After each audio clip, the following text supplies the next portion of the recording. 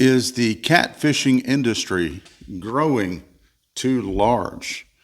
Hey folks, thanks for joining me today at We Be Fishing. We're a viewable podcast right here on YouTube and a spinoff version of the B&T Catfishing Adventures channel. That's the question today. Is the catfish industry or the sport of catfishing growing too large?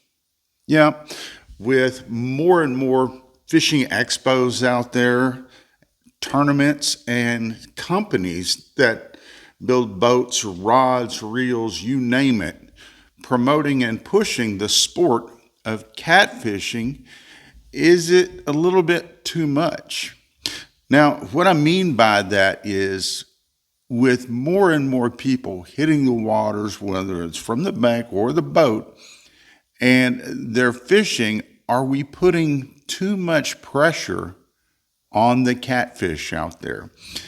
We know there's a lot of commercial fishermen out there that are working hard to make a living and to feed their family, and they're doing it legal and right and have no problem with that. We also know people are out there and they're stuck in those pay lakes by catching a lot of those trophy fish out of our public waters. And, sometimes they're not always doing that on the legal side. But more and more people are fishing, and that is putting greater pressure on the fish. And again, as I said, more and more tournaments are out there, and they're starting to raise the prize money up even higher, and that's encouraging more and more people to start taking up these catfishing tournaments. Now, with all that being said, there's not an endless supply of fish out there, folks. The more pressure we put on them, and the possibility of dying off, foul hooks, and or people just taking too many fish from the water could be depleting our public waters of a lot of these fish and cutting down the numbers drastically. Now, in a lot of states right now, you have fish like the blue catfish that are invasive, and people have no problem with you getting out there and catching these fish and removing every one of them out of those rivers and lakes if you could do it. So obviously that's not an issue. Now, my take on all this is, while there are going to be greater pressures on the fish, and I've spoke about this topic before briefly, and somebody brought it up on an episode not too long ago, and it made me want to talk about it a little bit more. But my take on this subject is, I constantly want to promote the sport of catfishing. It's a wonderful sport, and it's a tradition in this country that's been going around for centuries. So, we want to keep it going. They were fishing 200 years ago in this country, and I don't see any reason it should stop now.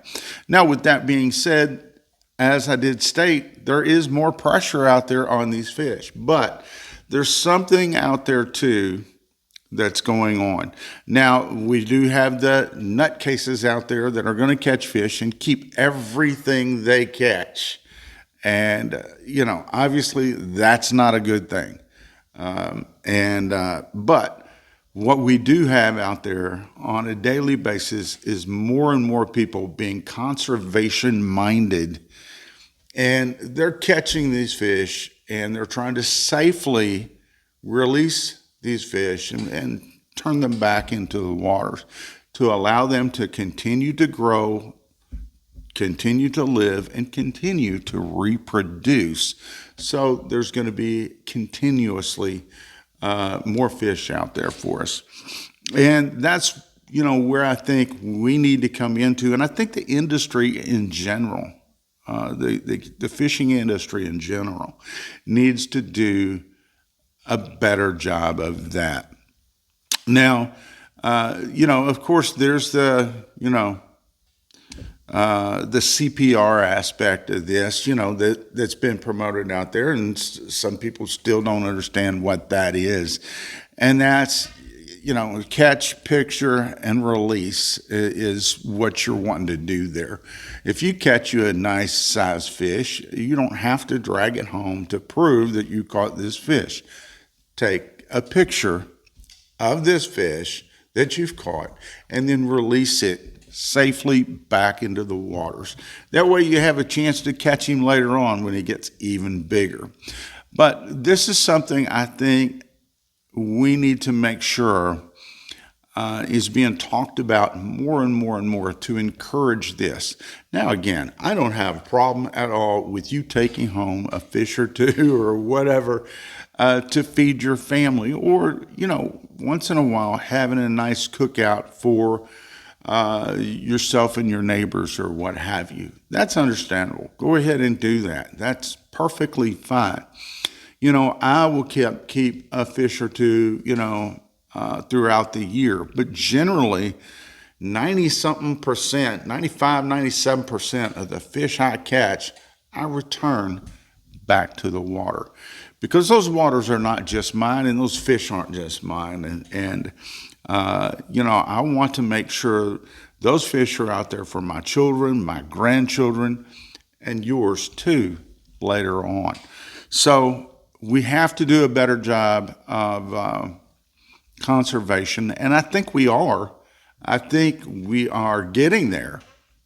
But I think it's important that we continue to focus on that and make sure we fish as safely as possible, stress the fish out, as least as possible, and return them safely to the water. That's going to help us ensure good quality fisheries for years and years to come.